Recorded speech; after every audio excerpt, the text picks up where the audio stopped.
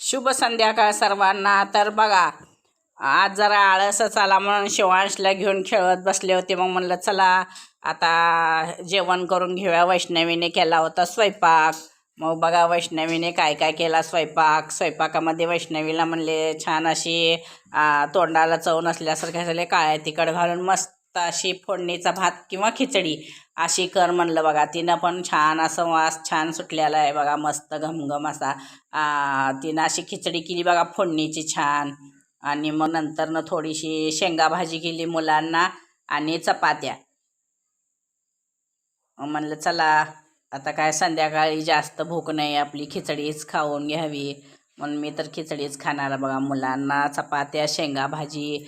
नंतरनं मग ही बघा थोडीशी शेंगा भाजी घेतली दाखवण्यापुरती, बाकीची काय आहे पातेल्यात म्हणलं. हे अशी शेंगा भाजी केली तिनं.